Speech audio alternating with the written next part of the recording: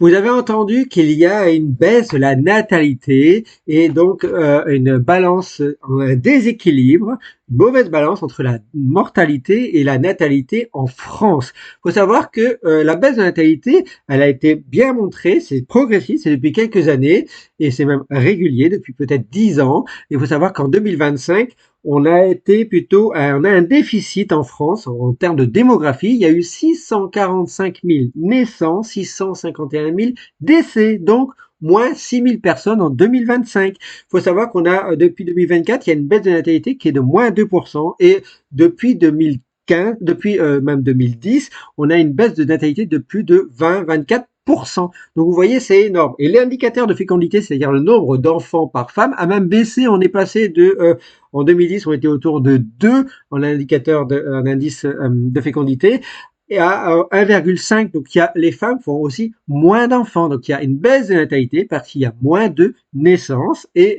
il y a une mortalité qui est persistante. Alors ça, c'est dû à quoi? Eh bien, c'est pas dû à des pathologies. Alors, il y a les pathologies de grossesse qui peuvent entraver la grossesse. Il y a des naissances prématurées avec des morts.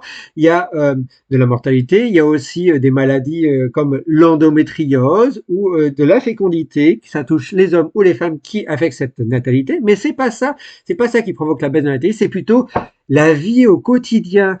Le désir d'enfant est entravé actuellement en France en particulier, mais aussi probablement dans le monde. Il est entravé par quoi? On doit faire face, on est freiné par notre réalité, la réalité de notre vie, de notre quotidien. L'actualité, elle n'est pas satisfaisante. L'actualité, faut le dire, elle n'est pas globalement positive. Et ça nous provoque, ça nous perturbe, ça provoque du stress, de l'anxiété, de la dépression. Tout ça va impacter sur nos modes de vie. C'est notre société qui doit se repenser pour favoriser cette baisse de natalité. Il faut être plus positif, il faut encourager à avoir une meilleure vie. Et évidemment, on a une vie trop pressée, trop active en termes de travail. Il va falloir repenser le mode de vie, le mode de travail. Les jeunes, d'ailleurs, l'ont très bien compris entre vie professionnelle et vie privée, vie familiale, vie professionnelle. Il va falloir trouver un meilleur équilibre pour ensuite mieux travailler, mieux vivre, mieux faire des enfants, puisque sinon on court vers le stress, on a aussi beaucoup de charges mentales, de charges financières, de carrière. Et évidemment, les femmes ont une charge mentale extrêmement importante, la charge financière extrêmement importante. Les hommes aussi doivent se repenser pour rééquilibrer vers les femmes la vie familiale, la vie professionnelle. Les hommes doivent un peu plus contribuer à la vie familiale, aux enfants, pour pouvoir permettre aux femmes d'être beaucoup plus épanouies, au foyer de mieux se développer et de mieux penser à la natalité. Bien entendu, vous avez des gens qui ne veulent pas d'enfants. Eh bien oui, ça existe et tout le monde a le droit d'avoir des enfants ou de ne pas en avoir. Mais si on en veut, il ne faut pas que notre souhait soit entravé par notre société, par notre stress, par notre charge mentale et charge financière. Et ça, il va falloir faire un transfert. Déjà, les femmes doivent faire un transfert de leur charge mentale aux hommes. Les hommes doivent l'accepter, doivent faire des efforts.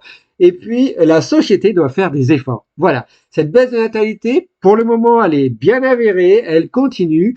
Voyons en 2026-2027. Moi-même, maintenant, si notre société change, ça va pas être en 1 ou 2 ans. Ça va prendre peut-être des dizaines d'années. Donc, cette baisse de natalité est un problème puisque derrière, évidemment, les futures générations vont diminuer en nombre. Et si elles diminuent en nombre, il y aura la grande question des fameuses qui va payer nos retraites, qui va payer les futures retraites. Et donc, notre société va devoir faire face à des problèmes économiques. Donc, attention. Voilà. Merci à vous. Ciao, ciao, ciao.